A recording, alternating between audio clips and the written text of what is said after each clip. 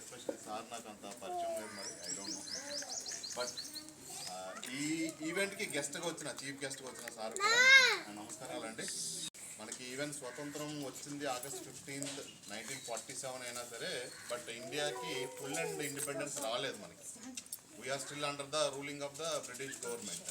So after కొన్ని రోజుల తర్వాత డాక్టర్ బిఆర్ అంబేద్కర్ గారి నేతృత్వంలో almost 126 members or 130 members they travel all the అన్ని కంట్రీస్ వెళ్ళారన్నమాట. అన్ని దేశాలు వెళ్ళి అక్కడ కాన్స్టిట్యూషన్ ఎలా ఉంది, అంటే రూలింగ్ ఎలాగ వస్తుంది, ఏమేమి రిఫార్మ్స్ మనం ఇందులో పెట్టుకోవాలి, ఆ రిఫార్మ్స్ ఎన్ని రోజులు నడవాలి, అంటే 1 సంవత్సరమా 2 సంవత్సరాల 10 సంవత్సరాలు, ఇవన్నీ వాళ్ళు స్టడీ చేసి దే ప్రిపేర్డ్ అదంతా ఇన్కార్పొరేట్ చేసుకుని దానికి తగ్గట్టు సేమ్ కాపీ పేస్ట్ కాకుండా దాన్ని మన దేశానికి ఉన్న పరిధులను బట్టి, ఇక్కడ ఉన్న ప్రాంతాలను బట్టి, అలాగే ప్రాంతాల్లో ఉన్న కులమతాలను బట్టి ఆ రోజుకి ఈ కులానికి ఏది ఉంది ఏది లేదు, ఏది పెడితే బాగుంటుంది వాళ్ళని ఇంకా అప్లిఫ్ట్ చేయడానికి అని అన్నీ చేసుకుని దీని ఒక రాజ్యాంగం కింద ప్రిపేర్ చేస్తాం.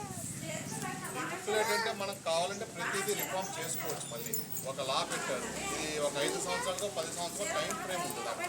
అలాంటి మళ్ళీ మనం రీకన్సిడర్ చేయొచ్చు. ఇప్పుడున్న ప్రస్తుత పరిస్థితుల్లో మనం పెట్టిన ఈ రిఫార్ము మళ్ళీ ఎలాగుంది, దీన్ని ఏమన్నా ఇంకా ఫర్దర్గా డెవలప్మెంట్ చేయడానికి వాళ్ళని ఏమన్నా చేయడానికి ఏదైనా ఉంటుందా అన్నది కూడా పెట్టారు.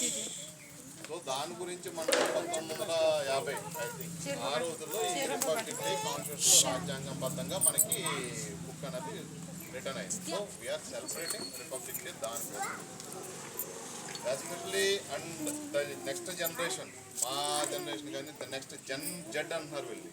ఆ జెన్ జెడ్ మీనింగ్ ఏంటి నాకు తెలియదు, కానీ frequently I'm listening that one, gen Z or some Z. వీళ్ళందరికీ మనం నేర్పాల్సింది ఒక గురువుగా వీళ్ళ బాధ్యత ఏంటి, తల్లిదండ్రులుగా మన బాధ్యత ఏంటి, దేశభక్తి. ముందు మనం నేర్పాల్సింది వాళ్ళకి దేశభక్తి.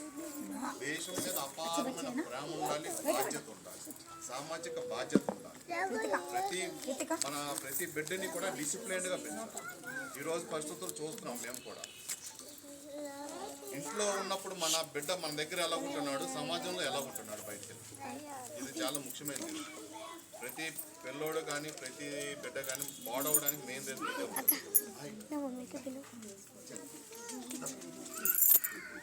సో ప్రతి పిల్లలను కూడా మనం బాధ్యతగా పెంచాలి. గురువుల పట్ల బాధ్యత ఉండాలి, తల్లిదండ్రుల పట్ల బాధ్యత ఉండాలి, పెద్దల పట్ల గౌరవం ఉండాలి. అలాగే తల్లిదండ్రులకి, పెద్దలకి, గురువులందరికీ కూడా గౌరవంగా ఉండేలా చూడాలి. ఏదైనా చిన్న చిన్న అల్లరి పనులు చేస్తారు, వాళ్ళు చేస్తారు కాబట్టి మనం చేయలేము కాబట్టి వీ హ్యావ్ టు ఎంజాయ్.